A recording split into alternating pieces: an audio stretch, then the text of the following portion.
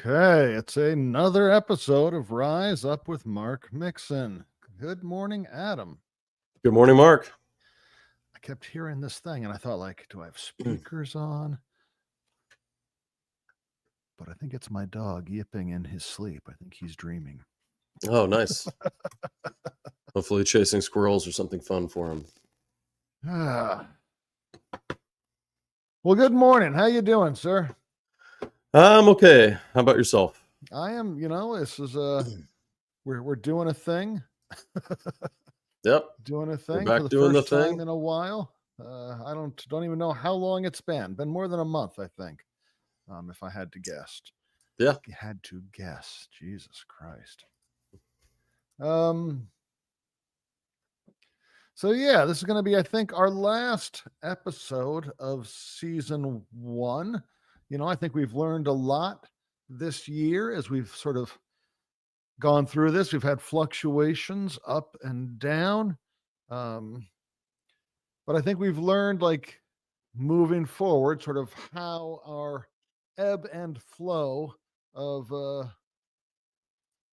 episodes can go. I think we discovered, looking at how we dropped episodes last year, because we did actually start this more than a year ago now. But we just dropped a couple of episodes and then recorded a bunch and then dropped a bunch, and then we started getting into a regular weekly flow. So it looks like we can have a season that maybe goes from January through August, maybe September. And that at least if this year is a guide, this year and last year, the autumn seems to be busier than it seems we can make time for regular weekly episodes. And maybe that'll change next year. I don't know, but yeah. And I think we learned, and we already knew this, we've known this for months now, that our episodes seem to be better. At least we seem to like them better. I don't know about you guests out there, but we seem to like them better when we have people to interview. So we're going to try to hit the ground running here and get some more guests on. I really intended to get guests on for this autumn, but again, we just didn't seem to have time to run episodes. You have thoughts about how the podcast has played out? We're gonna, since it's a final. Oh, look, holding a cup of coffee. I'm gonna profile this. Look, coffee. Look at that. Watching. No logos on that cup. No logos. This is my favorite coffee cup. Just a little white ceramic mug. Nice, simple things in life. Yeah, I mean, as far as the observations of the show, I think that we've learned a lot in the last year, especially the opportunity to be more consistent with our posting, and the fact that we moved into live streaming like we're doing right now on Rumble and YouTube. We have a long way to go to build a fan base, I think, to the way that we were hoping. But we really appreciate that we've picked up 40 to 50 people, just about, whether it's subscribers on Rumble, subscribers on YouTube, subscribers on Apple Podcasts or the other platforms that we're on, and then our Spotify subscribers. So it's we kind of have a small pool in a couple different places, but we've been building something here. And Valentina just texted me that she's going to help us out. So remind him of that. So yeah, this coming year, I think we're going to focus more on how we can market our show a little more effectively and grow our audience. But it's been a pleasure to do these with you, Mark.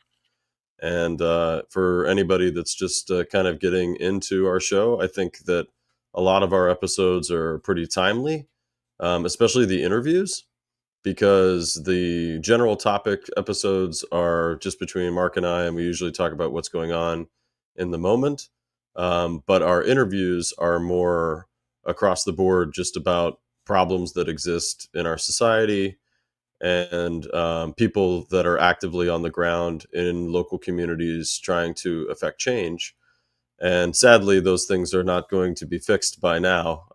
So those episodes are still very relevant, and those people are still extremely important to listen to. And if anyone gets excited about these topics and wants to participate further with the people that they see on our shows, please shoot an email to us, and we'll try to get you hooked up with the right people so you can get out there and rise up. Excellent. Yeah, great. I think that's the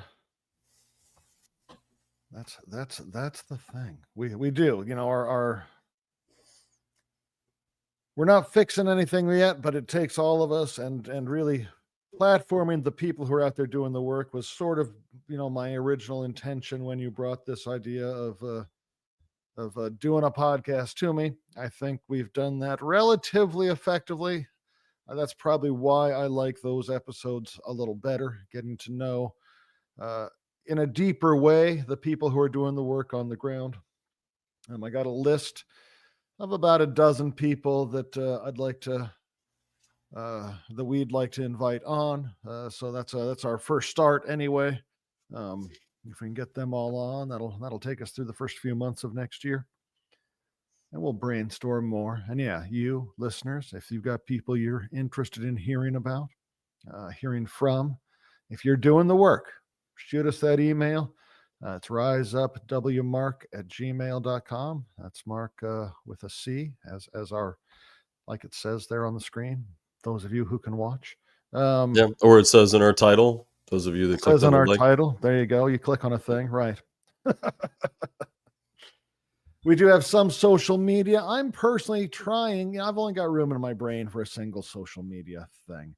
I Yeah, we're started a Blue Sky account I'm now. an early part of my generation, millennial, and so I'm an old millennial, and Mark is a Gen Xer. And we're not as savvy on the social media side, but that's hopefully where Valentina is going to help us out.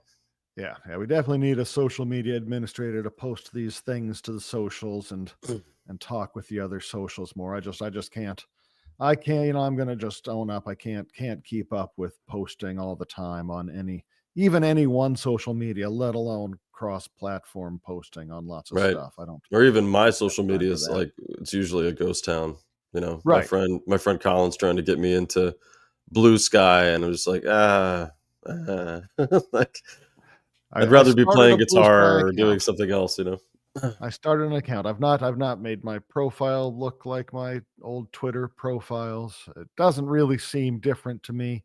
I spent one day on it the other day fighting with fucking liberals again. Uh, posted a thing that I didn't vote for Harris, and I got a bunch of I wouldn't have admitted that. Fuck you, and Oh no. got blocked by several people on, on my Well, first day on Blue Sky. yeah. Well, you didn't vote for the other side either, but No, I don't vote for major parties, just sort of in general. don't vote for the duopoly. Yeah. Um, haven't for most of my life. I'm not about to start now, and though interestingly, someone said, "I'd like to hear your solutions, and don't give me any of that third party bullshit. That shit don't fly." And I was reminded of our episode with Brian Winters, where he talked a bit about Duverger's law, about how our system is going to tend toward a two-party system. And I agree with that. I mean, I don't like it. I'm still not 100% convinced of the whys about it. I haven't spent a shit ton of time researching it. We'll talk about it more when we have Brian back on, which I expect Right. to do relatively soon. But even if Duverger's law is correct, there's nothing that says it has to be those two fucking parties. It Right. can be two other parties. Well, and we haven't had it in a long time, but some parties, uh, out of necessity in our history, have needed to um, change Yeah. and rebrand and come up with another thing they want to call themselves, like the Whigs becoming the Republicans. No, they didn't Um, become. That's the oh, did I get that Republicans. wrong? The Republicans replaced the Whigs. The Republicans were a third party. They were a new upstart party that Well, then there replaced you the go. Whigs. So that's what I'm saying. Like, it doesn't have to be those two parties. We Right. can create something else that will replace, frankly, and I've said this for years in various circles. I think we're in a time of political realignment, and I think what's going to happen is the Democrats are going to replace the Republicans as they continue to shift right. It's not happening yet. And this last election, if it showed anything, is no matter how hard Democrats want to become moderate Republicans, Republicans still aren't fucking voting for them. Republicans are still voting for their red team. But Right. my thought is that Democrats will eventually become the Republicans as Republicans Right. lean into white nationalism and Christo Well, fascism. we And already have a history of that with the Dixiecrats becoming, right. I mean, you know, they've been the Southern Democrats becoming Republicans. That happened 50 years ago, 60 years ago. their party has been moving solidly to the right for 30 years now, like since Bill Clinton. The Democrats have been shifting more and more toward the elite, more and more toward the wealthy, more and more toward the establishment aristocracy. And so, Man, I heard a good comment from someone the other day. I kind of been easing myself back into some political podcasts and stuff, but that the Republicans at least have one thing going for them, which is that they are not going to sit there and tell you everything's fine and trust the system as it is. Right? Their solutions may not be great, but the Democrats have been trying to say for years now, oh well, there's nothing wrong. Just everything that you see is just fine, and trust the establishment, which I think is just not popular even for a majority of left-leaning voters nowadays. So right. I mean, Republicans do sort of openly say they want to destroy the system. And the system is fucked. It needs to be torn down. I fully agree we need the system changed. I disagree with the direction they want to change it in, but it needs to be changed. I hard agree. I think I'm going to I heard, use that as a segue. No, go ahead. I wanted to say one other thing. I heard a guy the other day. He's actually been doing some good work in Wisconsin to kind of release the stranglehold that the Republicans have made there, and the gerrymandering and stuff that's gone on in that state. And all of his points were good. I was really excited to hear a grassroots Democrat talk the way that he did, but I also was in disagreement with kind of what his formulation is of what the party still is to this day. Pro union Huh. and all of that. And I just think, well, those are just talking points now that don't actually line up with anything in reality.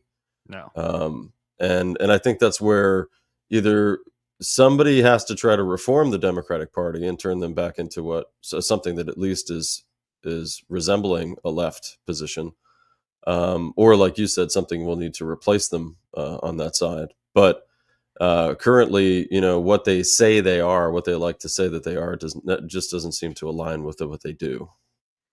Yeah. Does not match reality. They are a party of lies, frankly. Democrats are the party of lies because they claim to be for everyday people.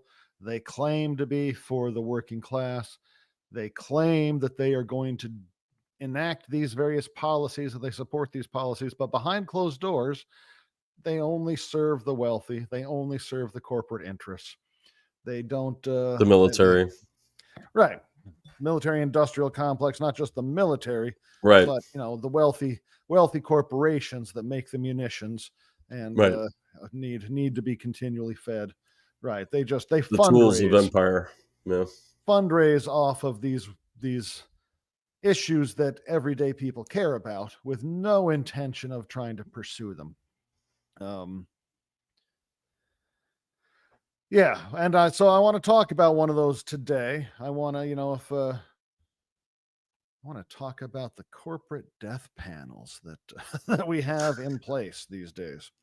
Call back to when the ACA was being debated in Congress, when Obama ran on universal health care and among other things, but he ran on universal health care, said that we were going to get that done. What he instead created was, Romney Care. It was something that Mitt Romney came up with.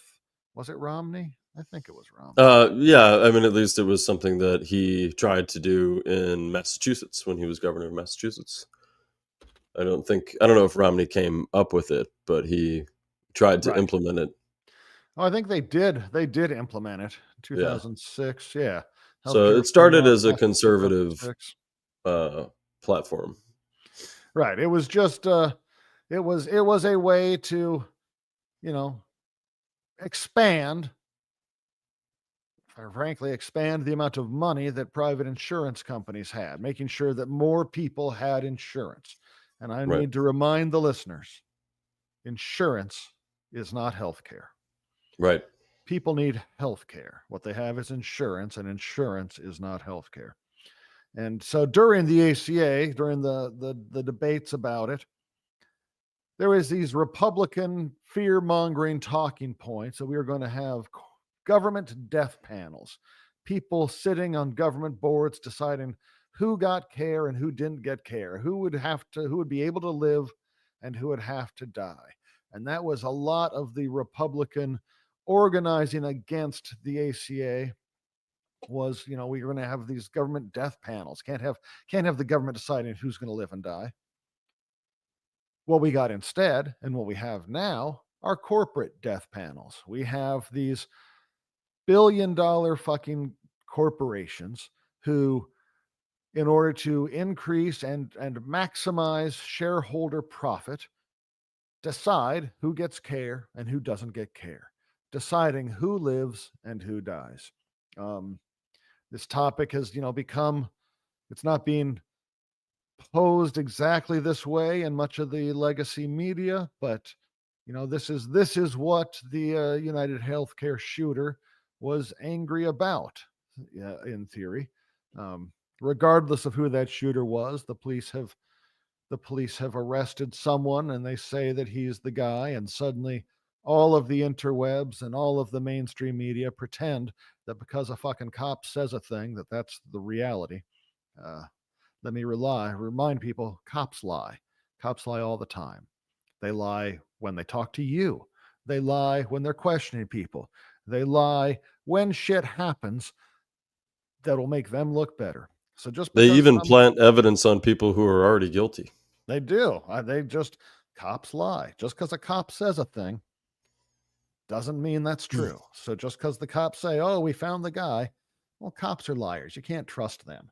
The only people I know that lie more than cops are Democrats, and Democrats fucking love cops. So, it's, so we can't trust that just because the police say they have arrested the guy, that they've found the guy. But whoever the guy was, it did appear to be a targeted assassination against the company, against the head of the death panel, frankly, right? You've got this board of directors, and he was the CEO, the chief executive officer, the chairperson of the board of directors, who got to sit and decide what policies they would enact that would decide if people lived or died. United Healthcare has the highest claim denial rate in the industry. Nearly 1/3 of claims are denied. So if you ask to have your shit covered, 1 out of 3 of you is gonna be denied by United Healthcare. Not only that, they put an AI chatbot in charge of the initial round of denials. Right, this AI chatbot has like a 90% error rate, and they knew this chatbot had a 90% error rate. They knew that this chatbot was going to deny 9 out of 10 claims that should have been approved. Mhm. But they just trusted that if you are out there sick and dying and desperate, and they deny your fucking claim, that you are not going to have the energy or the ability to go ahead and file an appeal. They know that, and they don't fucking care. They want the money from your monthly payments. They want to keep that money. They don't want to have to fucking pay out to give you medicine or give you surgery or give you anything you need. So they deny it, even though they know you deserve it, because they know you're not going to appeal it. That is a Uh, death panel, my friends. yeah, here's a statistic, or here's a little bit of information about that. United Health Conglomerate, or UHG, is the nation's largest health insurance conglomerate. The company expected to bring in revenue of $450 billion in 2025, with Thompson believed to have earned a salary in the region of $10 million a year. So yeah, so this guy, multimillionaire, insider trading, like he knows that there's going to be bad news. He dumps a shit ton of stock Right. to collect They more money aside they from were his payroll. they were being probed by the Department of Justice for alleged antitrust violations, while its parent company, United Healthcare Group, has come under fire for angry patients who claim their insurer refused to cover their care. Says United Healthcare Group's profiteering by denying care is a disgrace, leaving people across the United States without the care they desperately need. 1 second, I just wrote a couple of notes here. Okay. Yeah, you already mentioned the AI. The class action lawsuit that was filed by families of two senior medical advantage members who died after the insurer allegedly used the Navi Health platform illegally to reject care. According to the lawsuit, the technology has a 90% error rate, like you mentioned, and the company relies on patient complacency or lack of knowledge about the system to keep using it. Defendants bank on the patient's impaired conditions, lack of knowledge, and lack of resources to appeal the erroneous AI powered decisions. So, yeah, it's a company that, like so many massive corporations in this country, that have turned their main focus, their ultimate mission statement on how much money can we make. It's not about the service that they provide. It's not about the good that they give back to their communities or to society as a whole. It's simply about capitalism. And people, it'd be one thing if I don't. I think most Americans have no problem with a company making a profit. That's just kind of what we expect. But when a company is allowed to make profit even when they don't provide what they're supposed to be providing, and in this case with healthcare, it can lead to suffering and death. Um, you know, Kind of my thoughts when this CEO was killed was, yes, I don't condone murder, but his actions were killing people every day, and those in the corporation, by allowing this. And this is just a country that has already decided that one of the massive industries that will pump money back into the country is going to be healthcare. It can't be a right. It can't be something that we all can rely on. It has to be a for-profit enterprise. Well, I don't condone killing people either. Like, I would love to live in a world where violence was not necessary. Exactly. But that's not the world we live in right now. And I do believe that when people are under attack, they have a right to defend themselves. And we live in this society where we have two systems of justice going on. Like, so how many steps removed do you have to be from the action before it's no longer considered murder? We all say it's Right. shooting someone with a gun is murder. That's bad. I mean, and I will, I guess, agree with that. Shooting someone with a gun, an innocent person, especially, bad. Is this guy innocent? Not convinced. But Right. so so so Right. that's bad. But And you how can many feel steps bad removed? for his family, his children, all that. But I Sure. wouldn't wish my father to do something that harms people. That would mean that there's a better chance that harm will come to him because of the choices that he has made. Osama Um, bin Laden had family. yes, he did. Did people feel bad for his family when he was killed? How many people did he directly kill? And how many did he just send an order to go do things that were going to kill people? Well, and he's another. We can fall down that rabbit hole some other time, but he's another example of what is the proper response to the pain and suffering that is being brought upon you by these big corporations or governments or whatever it is. I mean, there's no moment in history where people toppled these things by asking politely. Um, So yeah, that's I guess my point. Like, how many steps removed? If you order someone, if I tell someone, hey, if I give them money or a paycheck and their job is to go out and torture and or kill someone, am I responsible or is it just the guy? If I run a city and I have a police force that is out there killing civilians extrajudicially, is it the cops that killed him? Is it me, the person in charge of the police force that killed him? Is it the mayor? Don't know. Is it if I hand out a bunch of guns to some unhoused people and tell them to go ahead and defend their camp and they start killing a bunch of cops? Do they responsible? Am I responsible? If I set up booby traps over doorways and someone opens the door and a thing falls on their head and kills them, I didn't pull a trigger, right? If Well, and if this I this ultimately is just coming down to classism as well, because you're having a situation where at the same time that you have this multimillionaire gunned down, you have a trial that just a man was acquitted for murdering a man on the subway in New York City, simply because he scared some people. right, He didn't do any violence. He just didn't do he any just violence. worried people, Yep, and yet he can die because he's a mentally ill poor person. But this man that makes millions of dollars, we the full force of the police and FBI and all of these other organizations did everything they could to find this man who is responsible. right. And meanwhile, there are poor people every day being murdered in the streets of And an there's no American city, nationwide and manhunt for their killers. no, or any kind of pause within our societal conversation to try to understand why.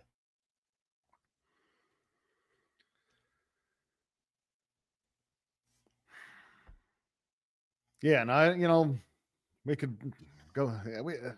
Talking about the Daniel Penny um, acquittal, which the same day they found, or not the same day, but the same week, I guess, that they found the guy they claim is responsible for the shooter. That's another thing. Like Penny, referred to the man he murdered as a crackhead.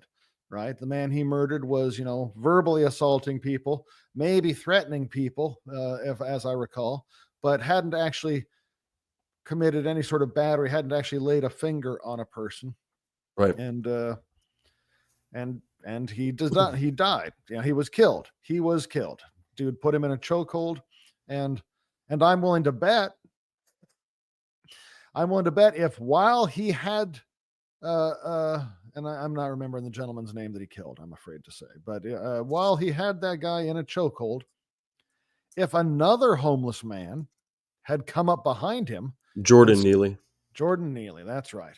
If while Penny had Jordan Neely in a chokehold, and after it's been 3 minutes, and people on the train are beginning to tell Daniel Penny, as they did, hey, that's too much. Hey, he stopped moving now. You got to stop. And he wouldn't stop. If then another homeless guy came up and stuck a knife in dude's neck, in Penny's neck, and stabbed him 2 or 3 times, trying to protect Jordan Neely, I Right. guarantee that the other homeless guy is going to get convicted. Right? Like Right. he's Right. he's he's actually acting to intervene against violence being committed. Daniel Penny was acting to prevent a pre-crime, like the Minority Report, like, oh, he might, this crackhead might have hurt people, so I'm going to kill him, as Right. opposed to this former Marine is hurting someone, so I'm going to kill him. Uh, maybe I didn't intend to kill him. I tried to avoid his carotid. I just stuck it in his neck once to make him let go. Right. But yeah, like it's absolutely classism, it's racism, it is, it is, and that I guess acquittal, the same week that someone acted out against the corporate death panels that are imposing sickness, suffering, and death on thousands of people. And so and dude was the CEO. Dude was the final say. Dude could have said, "Oh no, we can't be denying 90% of claims with an AI. That's not fair. We can't just trust that suffering, sick people are not going to be able to appeal this stuff. That's going to end up hurting a lot of people." But he chose to deliberately do that. He chose to continue forward, and everyone on that board chose. Everyone on that corporate death panel chose to let people continue to suffer and die. And so Yeah, and someone, one of the things that was coming out right after were people that work with him talking about how, oh, behind the scenes or at corporate conferences and stuff that they would have, he would talk about their need to do more and that people are suffering and all this stuff, and it just kind of made me roll my eyes because I'm so tired of living in a country where people know that they have to say the right thing because then that covers them to do the wrong thing. They right, can do whatever they want once they just feign this, uh, this idea that they're gonna care. It's one of the things. Like, I don't have a problem with any religion, but my biggest issues with religious people are when they are hypocritical to the message that they say they follow. And that's the issue that I see with this. It's just more of the same of somebody that says one thing, does another, um, and like you said, had all the power to enact any kind of change at the top, would have been fought, might not have been able to keep his job. I'm sure there would have been a system in place to stop him if he tried to change it, but that's not what he was attempting to do. That's why they were being sued. The evidence is right there that it was just another example in America of the rich attempting to get richer. And they don't want these systems to go away because they don't have anything that they can immediately replace it with that's going to make them the same amount of money. um, and healthcare, unfortunately, is again one of the it's like third or fourth biggest enterprises in the country. right. And I don't care if they make money. I don't care if they all go away. In fact, I quite frankly feel that mostly they should. Um, Well, it just goes to show that capitalism is becoming more and more of a tumor, on our society. I don't begrudge the common man or woman having an opportunity to make money and increase their wealth and opportunity in their lives. But at some point, do you need your own space program? Do you need to have $100 billion that goes to one man? Should the wealthiest 0.1% of this country have $44 trillion in wealth? This stuff is just we didn't believe in kings and queens anymore, but we just call them something else now. didn't I gotta look this up. See if I can find it really quick. Maybe not.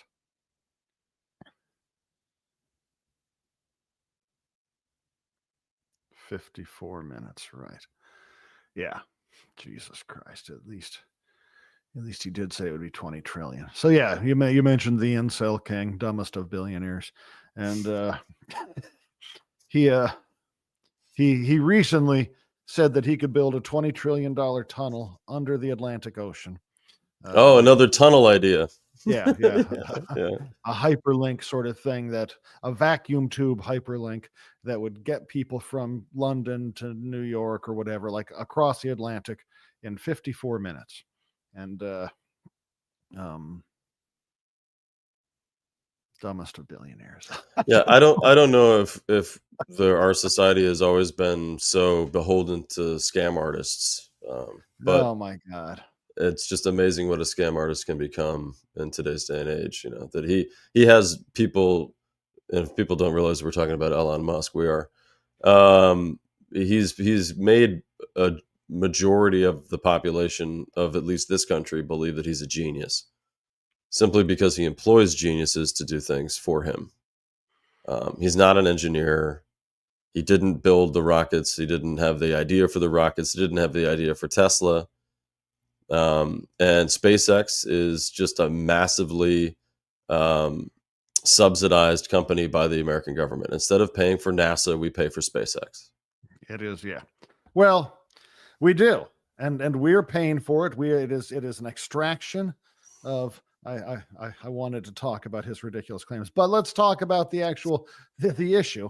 It's an extraction of our money. This is Yes. taxpayer dollars, hundreds of millions of taxpayer dollars that we're giving to some not very bright billionaire. A PC of you. Dumb. They're dumb. Yeah.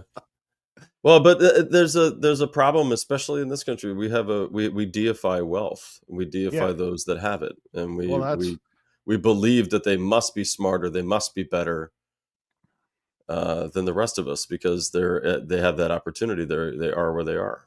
That's why there's a nationwide manhunt for a guy who shoots the head of the United Death Panel, and not a nationwide manhunt for every random shooting in the country.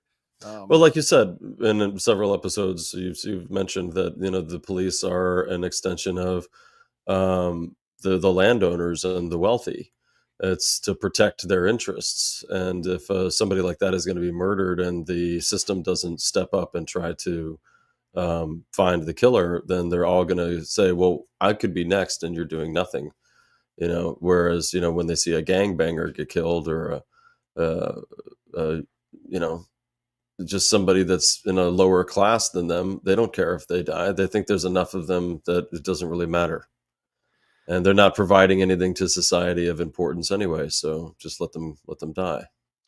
and I want to, in case my rhetoric makes my listeners think that I am in favor of the United Healthcare shooter, I'm not. In point of fact, not that I think it's wrong for people under attack to act out violently, trying to seek their safety and or liberation, because I don't necessarily think that's wrong.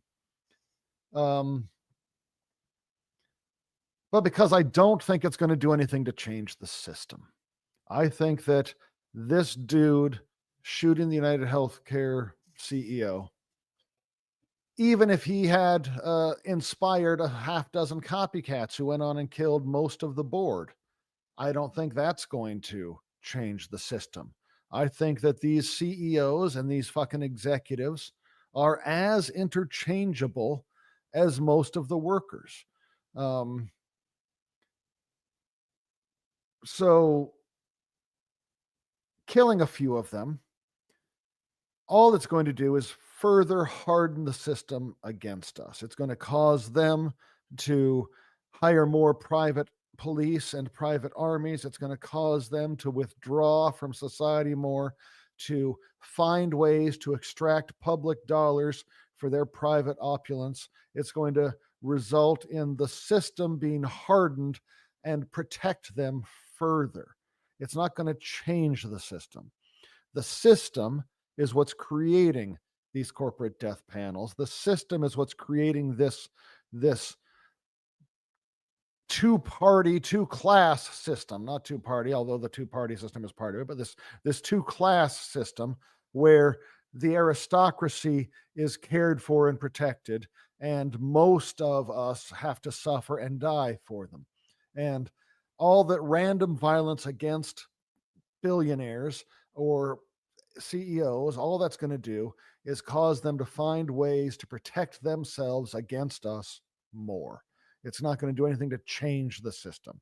If somehow this shooter had been able to organize an army of shooters, and I don't mean 1,000 people, I mean 100,000 people. If there had been 200,000 people, separate people, who on the same day happen to go and kill CEOs of multi-million corporations and hunt down billionaires in their homes, that might change the system. But if you're going to organize that many people, you can probably find a non-violent way to start changing the system as well. So, and it's probably going to be easier to organize people to change laws and elect people who are going to be more sympathetic to your means than it is to organize people to commit murder. So I'm not in favor of this guy's actions. Again, not because I think that the chief executive of the country's largest corporate death panel deserved to go unscathed for his actions, but because I think it's not going to change the system. And what we need to do is change the system.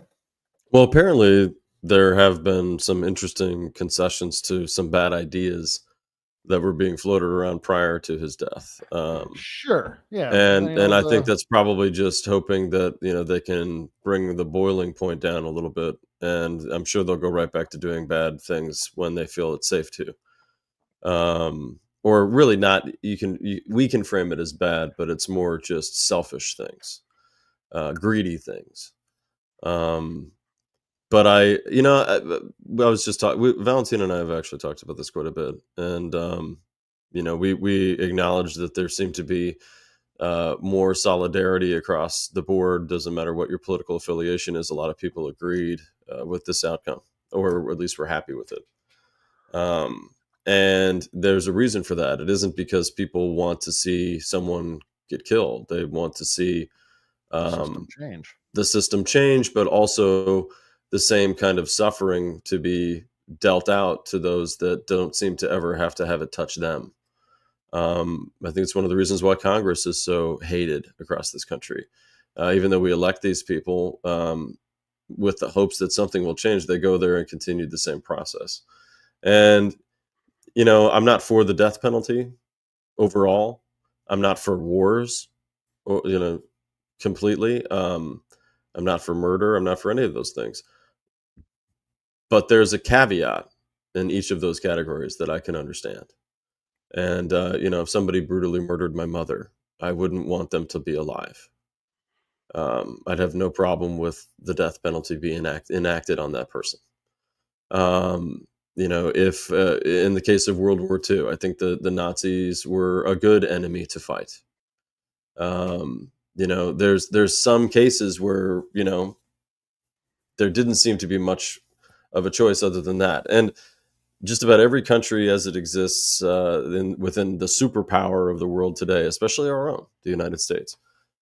We wouldn't be here if it wasn't for us overthrowing the last government that was here, and that didn't come through peaceful negotiation.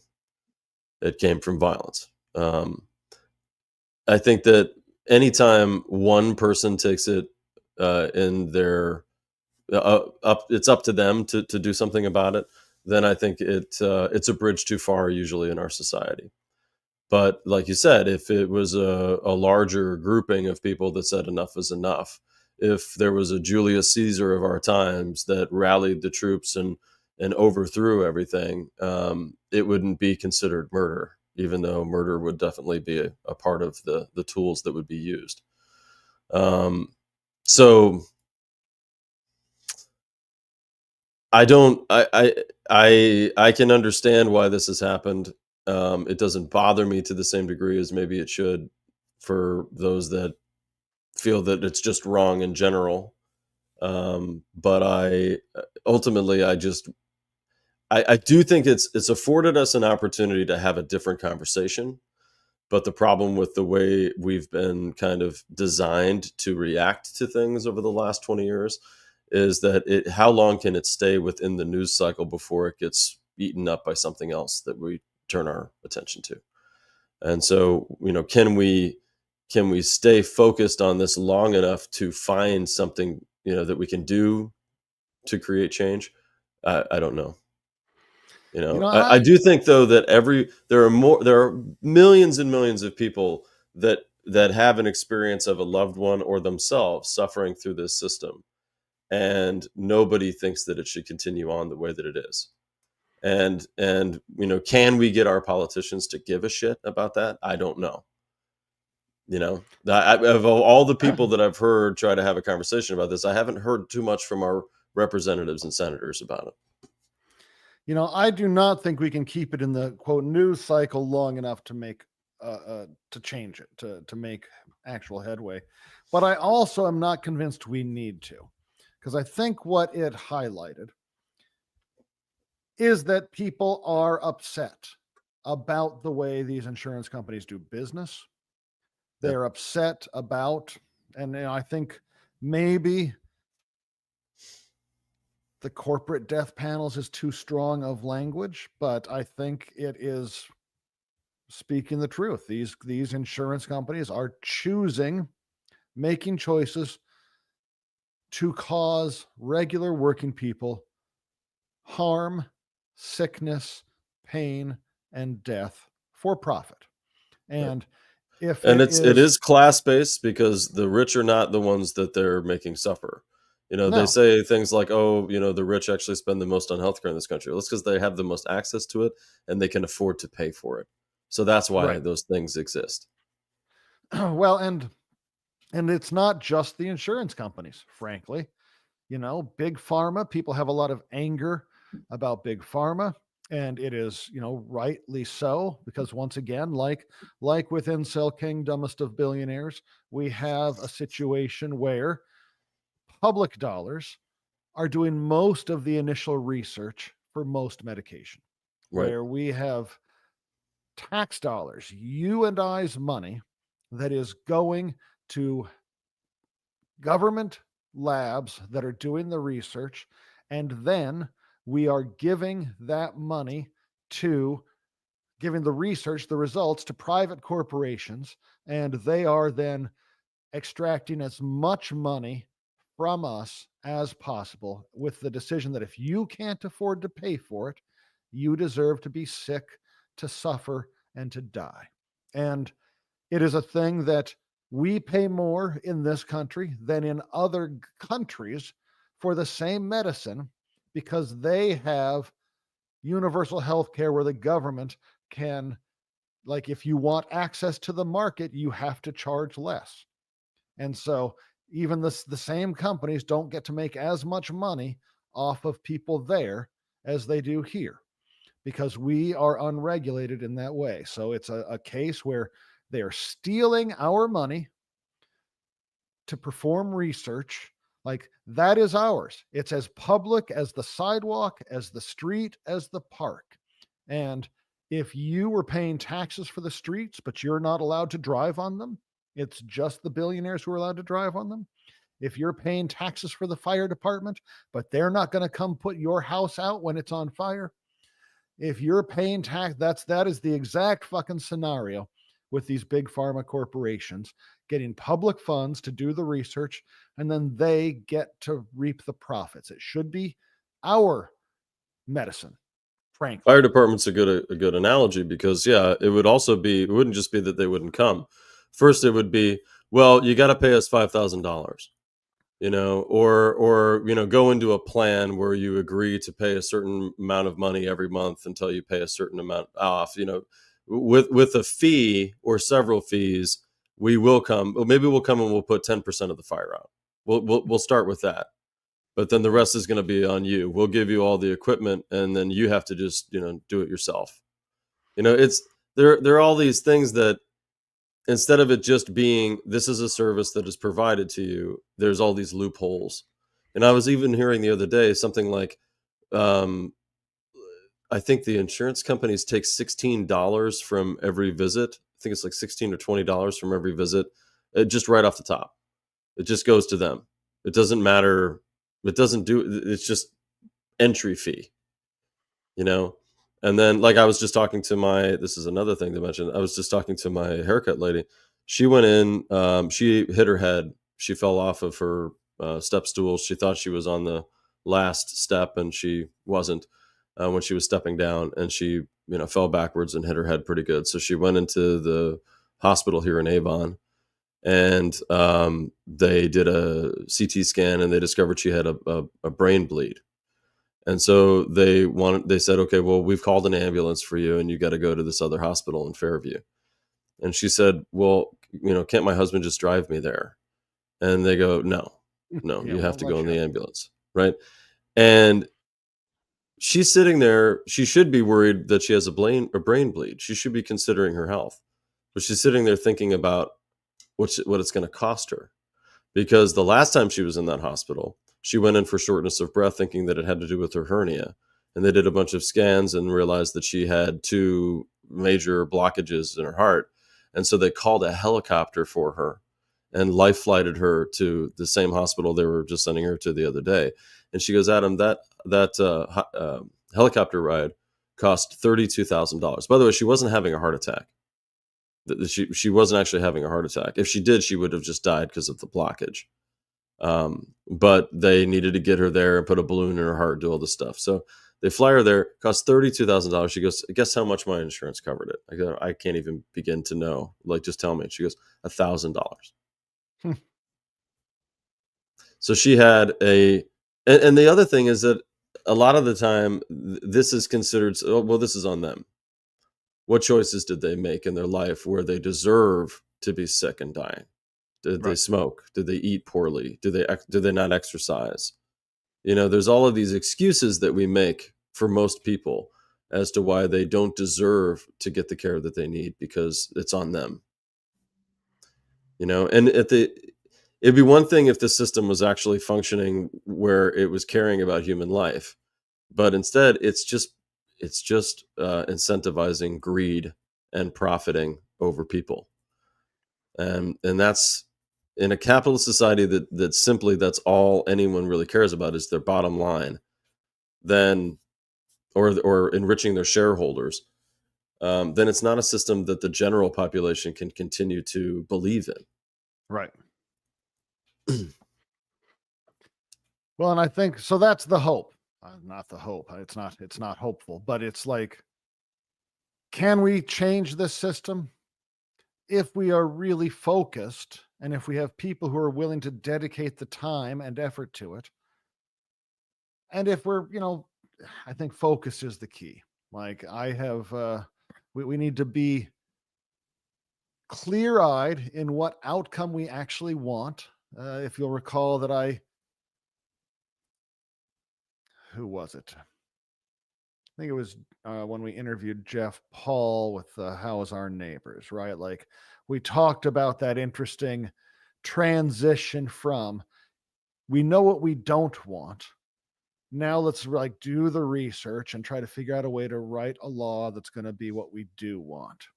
Like it's easy to say we don't want to have these insurance companies treating us this way, forcing us into this situation where we can't afford to survive, where we can't be healthy.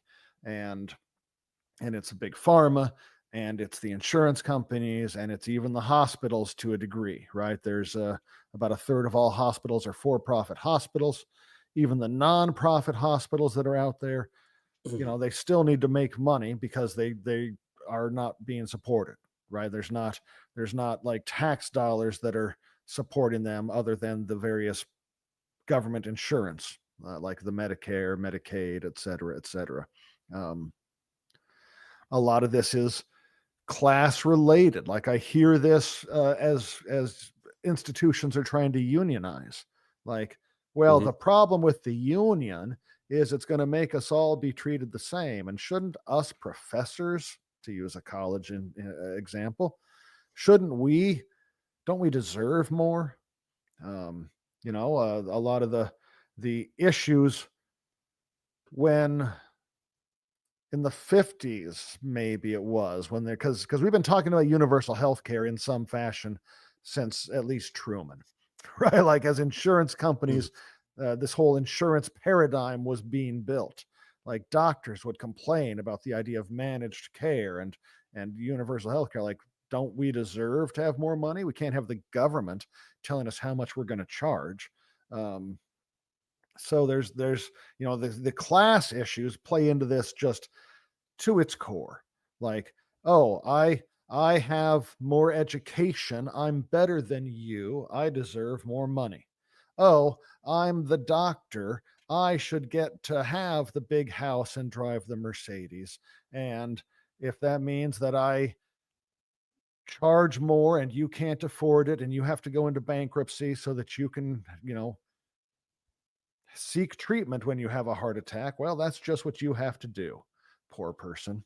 Um, so, like, we need to focus on what it is we want and organize our friends, neighbors, relatives, people we know in our lives, and paint that picture.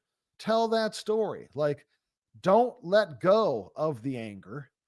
I feel like I'm transitioning into the phase where we talk about our solutions and Well, it's about that time. good. Yeah. So, We can't let go of the anger. Yeah, these healthcare agencies are bad. The healthcare insurance system is bad. Big pharma is bad. They are profiting off your pain. They are profiting off your sickness.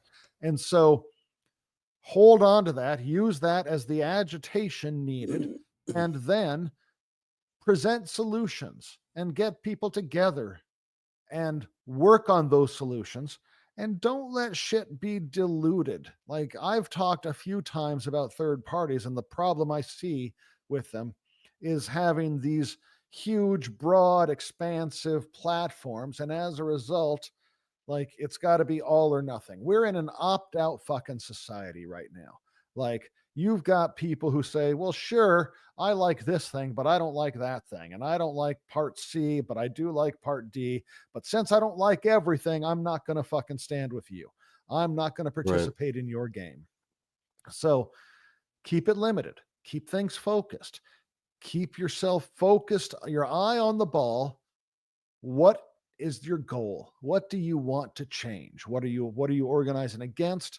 What is the solution, and how do we get there? And let's just make changes one at a time. Like, don't worry so much about all the other things right now. Is that fair?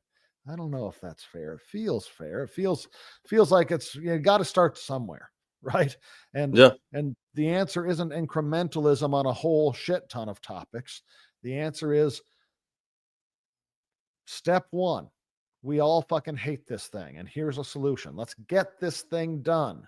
And then let's find the next thing we all fucking hate. And let's get that done. And let's start walking back this fucking terrible system that deprioritizes your life, deprioritizes your health, deprioritizes your dignity, only cares if you're rich or famous. Like, those are the only people in our society that have value, the people who are rich and famous.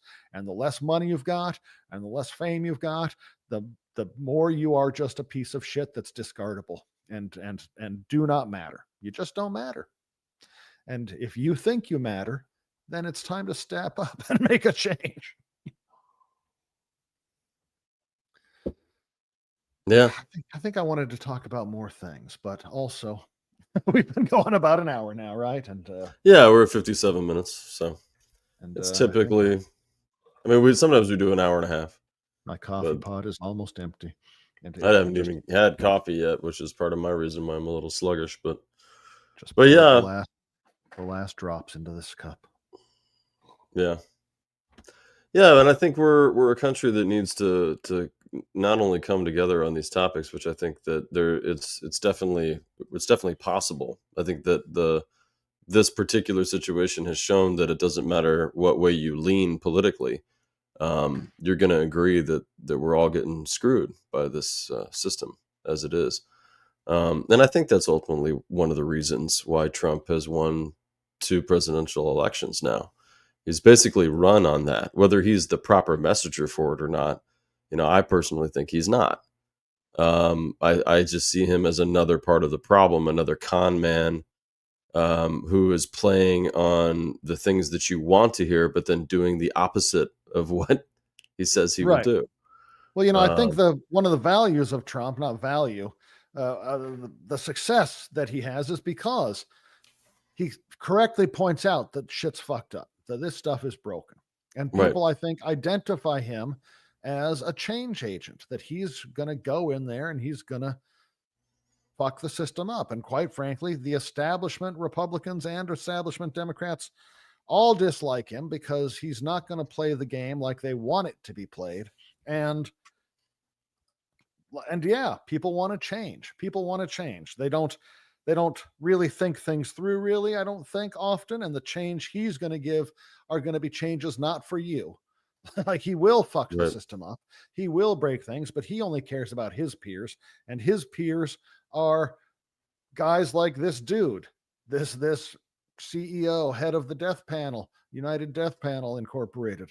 He is his peers are Incel King, dumbest of billionaires. His peers are all the wealthy elites who, if you happen to kill them, there's going to be a nationwide manhunt out. And if your son or daughter or spouse or best friend happens to get killed, no one's going to give a shit. Like that's that's that's who he is going to be fighting for. He will be breaking the system, but he'll be breaking the system on behalf of his friends, relatives, and peers, not on behalf of the people. And that's the problem. We need people who are going to break shit for us, fix shit for us, focus, prioritize us, everyday people in this country. Because right now the system works against us at every turn, and brainwashes people to think that that's just and right.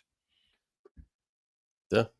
I think anyone who was cheering for the execution of this United Healthcare executive should realize that, hey, that's what happens when you put profit ahead of human life. Like like if you think that the killing was just, that that was what should happen, then start realizing that that is the natural outcome of profit over human lives. And in any corporation where it's like, oh, we need to make a profit, and if it doesn't really matter if it's going to kill people, like that's the natural outcome. That's where it's going. Whether it's the industrial war machine, whether it's the oil lobby, whether like where whatever it is, if the point is, well, yeah, people are going to die, but we need to make a profit. Yeah. Well, and not even a profit. Like we need to expand our the money that we make currently. We need to make more money than the year before, and the year before that, the year before that.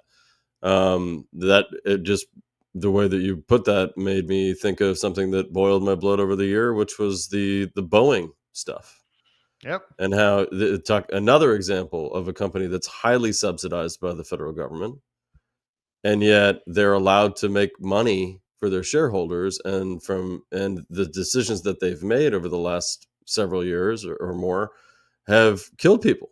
Yep. The way that they've cut corners to build their planes, they're that to me, a plane goes down with 300 people in it. You're a mass serial killer instantly. You just killed 300 people. And not only that, like more than one plane has gone down. Yep. So why are these people not arrested and thrown in jail for manslaughter? I don't they Because it's Their cheaper. They decisions make more led money. to their deaths. Yeah, absolutely. And then why are they allowed to profit off of, our dollars that seed their company? It should just be a public company, not a private company, not a company where these people can make money off of it. It's I just don't understand how we found our way into this where people think government can't do anything. So now the government just gives the money to private companies to do it, but they can't do it either. And And at it least at happens. least government was government inefficiency for why they couldn't do it well. This isn't inefficiency, this is greed. It's just greed. Right. And you categorized something as greed earlier and said like, well, we could characterize it as bad, but maybe it's not bad, but it is greedy. But if you make choices, like you could say the same thing about a house burglar or someone who mugs you on the street. Well, it's not bad. He's just greedy. He just wants your stuff. But you Right. would characterize it as bad, right? Like you Right, right. I just mean, I what I meant by that one was that I don't think people sit there and say, "I'm gonna do something evil today." I think they think, "I'm gonna do something greedy today." And if the outcome is evil, so be it. But they think they're somehow absolving themselves of the consequence because it's the action that they cared more about, not the consequence of it. right. But I would say that Right. I would call it bad, but yeah, likely the or same evil. thing if someone, sticks you up on the street. Yeah, Like they're not out to do evil, they're out to make their circumstance better, yeah, right? mostly, And yeah, they yeah, and yeah. and they are out there like, "Oh, I need the money, I need the fix, I need the whatever." And I have a greater sense of forgiveness for people that have nothing that are trying to take something. then those But that already people who have have fucking shit tons. people that have everything and want more, I don't have any sympathy for them at all.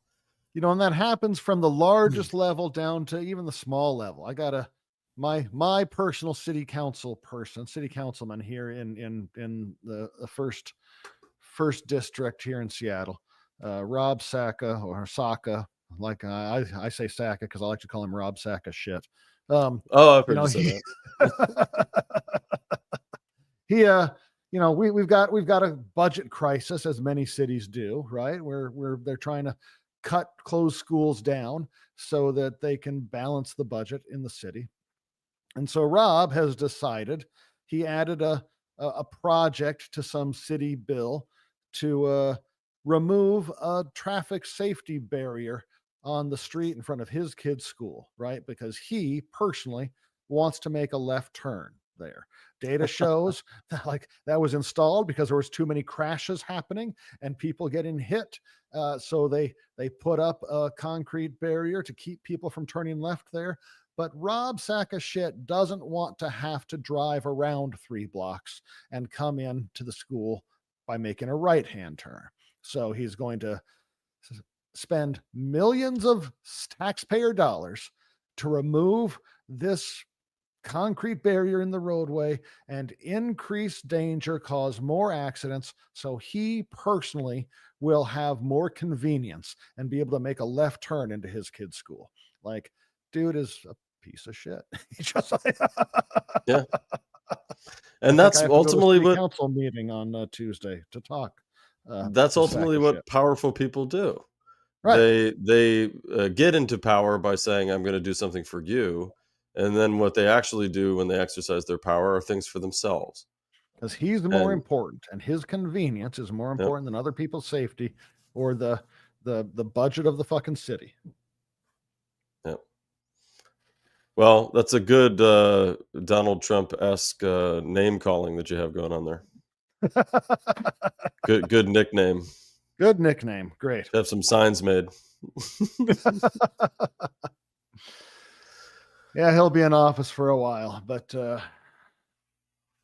I could talk about the Seattle City Council in depth because we've had the other progressive person has now announced that she's going to resign, and I'm afraid that Uh-huh. three-time election loser Tanya Wu is going to be appointed yet again.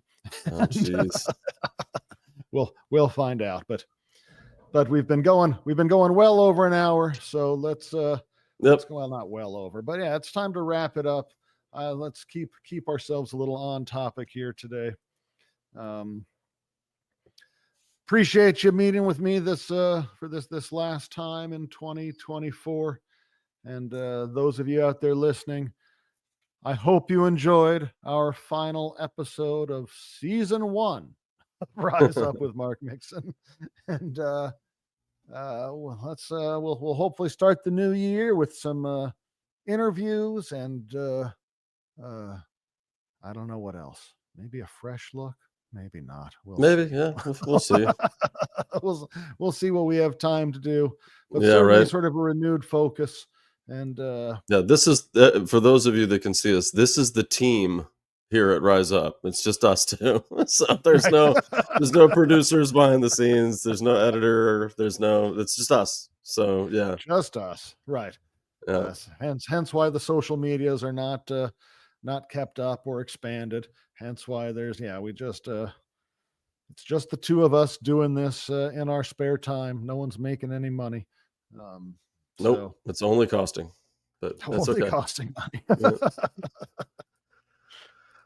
All right. Well, It's our thank public you all. service. Yeah. Well, yeah, and it needs to be done. It needs to be done. We Yes. need people out there thinking about it, looking at how things can change and working to make things different. So thank you for joining us once again. And Yeah. we'll see you next year with Yeah. some interviews and some more people doing the real work, trying to figure out ways to help everyday people like you and me rise up against this pretty messed up system that we're all forced to live in. Yeah. Happy Christmas, Hana Kwanzaa, and Happy New Year to everybody. So. All right.